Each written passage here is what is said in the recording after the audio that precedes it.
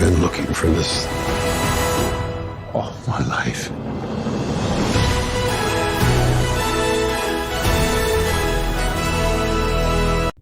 Hi and welcome to MeTube. So this is our movie review of Indiana Jones 5, The Dial of Destiny.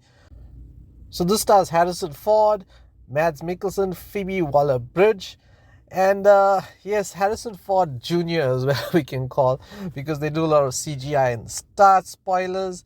And actually I think that's our best part of the movie if you think about it, when we get into the whole young Indiana Jones and him. It was almost like an end scene when we watched it. It lasts about 10 minutes or so, even longer, and it's the action. It gets a little bit cartoonish at certain times because of the CGI, but it's where if you had to reboot Indiana Jones, you would want to watch, because it gets the younger audience involved.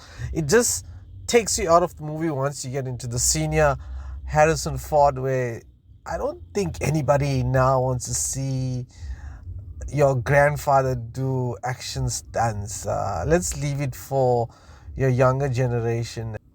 Phoebe herself does an okay job, but I felt it was almost a copy and paste of previous Indiana Jones lady stars, and you could see she took on basically the whole fighting and nagging, and but it didn't feel right because she's so young and he's old. Of course, it's his goddaughter, but it didn't feel right in the way it was going on there.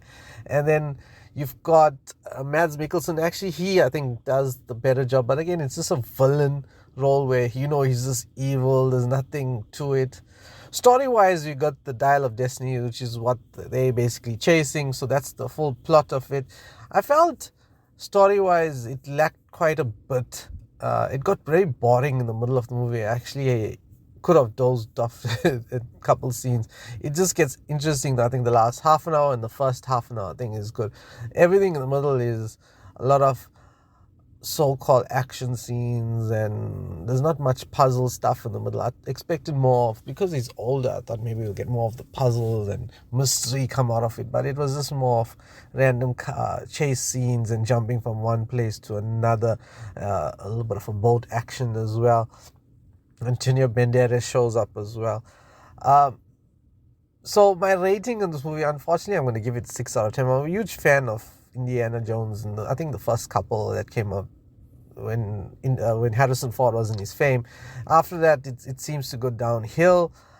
I think if we're going to go back to the well with this one, you need to reboot or even make it a TV series, something different, because I think you're not going to get the same generation. Most of the people who watch this are close to 60 odd now, maybe. So let's see what happens with Indy. Catch us on the channel for more reviews going forward.